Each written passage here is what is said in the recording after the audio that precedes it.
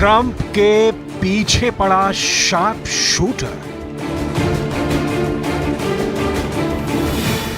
क्या एक बार फिर कुछ इसी तरह ट्रंप पर हमला हो सकता है? क्या दुनिया के सबसे ताकतवर शख्स बनने जा रहे ट्रंप की जान पर खतरा मंडरा रहा है? आखिर कौन है ट्रंप की जान का दुश्मन और किसने दी है ट्रंप को यह धमकी? ये जानने से पहले ट्रंप की शख्सियत को देख लीजिए।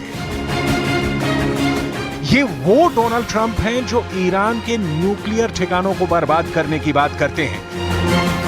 ये वो डोनाल्ड ट्रंप हैं जो रूस यूक्रेन युद्ध को चुटकियों में खत्म कराने का दावा करते हैं।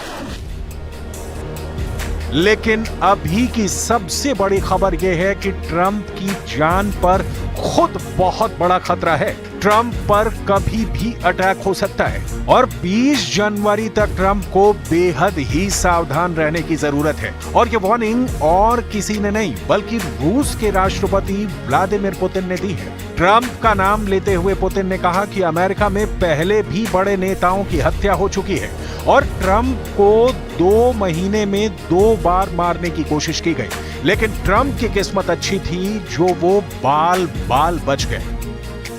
बाइडेन के कट्टर दुश्मन व्लादिमीर पुतिन ने ट्रंप की जान पर खतरे की वार्निंग क्यों जारी की है, इसकी डिटेल आगे, लेकिन उससे पहले देखिए कि पुतिन ने क्या कहा। Насколько я себе представляю, вновь избранного президента, он все-таки человек умный, и достаточно уже опытный, он, мне кажется, найдет решение. Тем более после того, как он прошел такое... पुतिन की वार्निंग को हल्के में नहीं लिया जा सकता, क्योंकि अमेरिकी चुनाव के दौरान महज 2 महीने में ट्रंप के ऊपर 2 हमले हुए और इन दोनों हमलों ने अमेरिका की तेज तर्रार खुफिया एजेंसियों की पोल खोल कर रख दी। हमलों के बाद जो सनसनीखेज खुलासे हुए उन्हें भूला नहीं जा सकता। वो तारीख थी 13 जुलाई 2024, दिन शनिवार, जगह पेंसिल्वेनिया।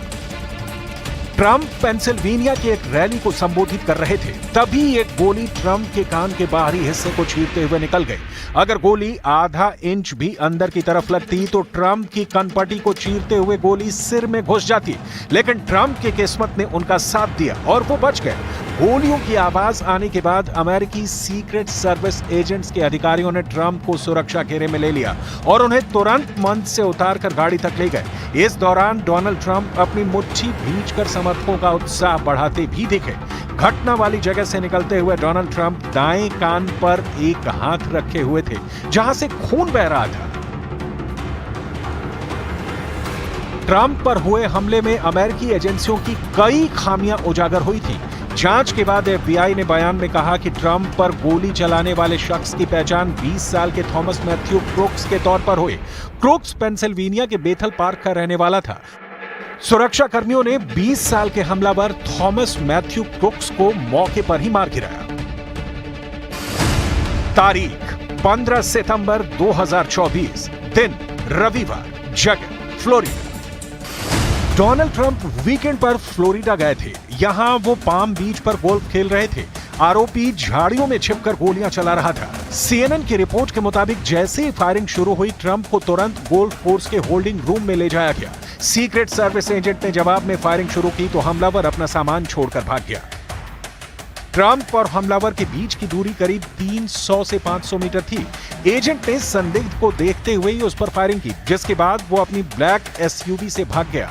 इस दौरान वहां मौजूद एक चश्मदीद ने संदिग्ध की गाड़ी की तस्वीरें खींच ली।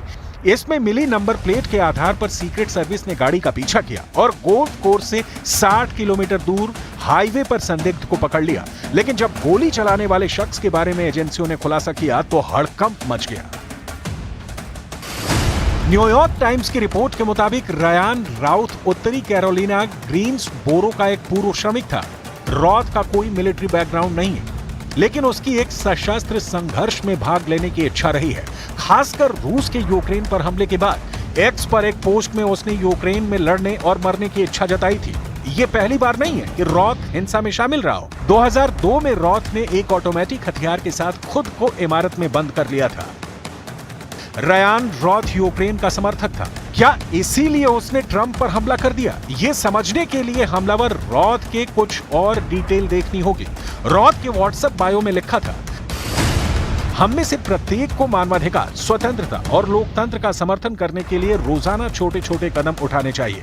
हम में से प्रत्येक को चीनियों की मदद करनी चाहिए। मैं क्राको के लिए उड़ान भरने और यूक्रेन की सीमा पर जाकर स्वयं सेवक बनने, लड़ने और मरने का इच्छुक हूं। पूरी दुनिया जानती है कि यूक्रेन युद्ध में ज़ेलेंस्की पुतिन के सामने एक दिन भी टिके हुए हैं तो इसका कारण सिर्फ और सिर्फ अमेरिका है, जो ज़ेलेंस्की को हथियार दे रहा है, पैसा दे रहा है, सैनिकों को ट्रेनिंग दे रहा है, कूटनीतिक समर्थन दे रहा है, नाटो देशों को ज़ेलेंस्की की मदद करने के लिए कह रहा है। लेकिन ट्रंप के आने के बाद ये सीन बिल्कुल बदलने की उम्मीद है। इसीलिए पुतिन को ट्रंप की जान का डर सता रहा है।